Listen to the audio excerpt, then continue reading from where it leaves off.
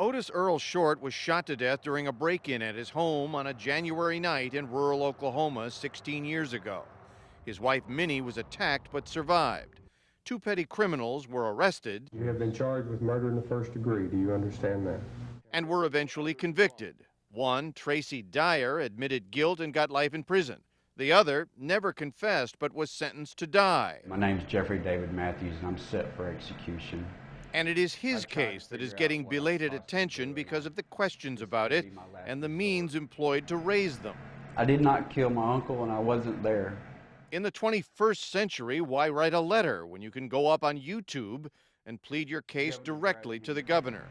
Please talk to Mike Mars. Mike Mars is a former deputy sheriff who arrested Matthews. We spoke to him last week. I know he did not receive a fair trial, and right now I know that he was innocent, that he's innocent of it. Mars has complained about the case from the start, but only lately turned to YouTube as well to make his points to a wider audience. But I firmly believe that they made Jeff Matthews fit the crime instead of the evidence convicting him. Matthews' defenders note that no DNA evidence or fingerprints have ever been connected to him in the murder scene.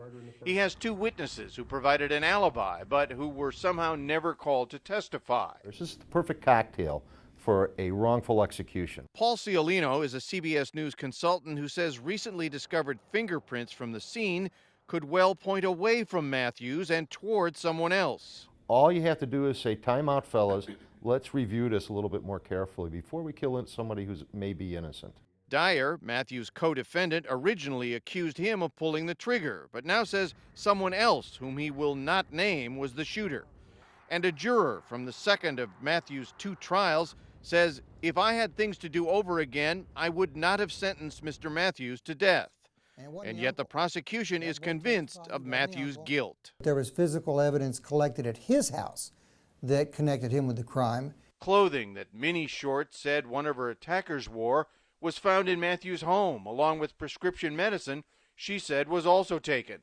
Matthews admits talking with others about robbing his relatives, and one acquaintance testified he loaned him a .45 caliber pistol hours before the murder. Ballistic testing showed it to be the murder weapon. If the state is going to execute a man or a woman, then in my own mind, there should be no doubt. Matthews' execution date is set for August 17th. Governor Brad Henry pushed it to next month so authorities could continue to review evidence in his case. Dean Reynolds, CBS News, Chicago.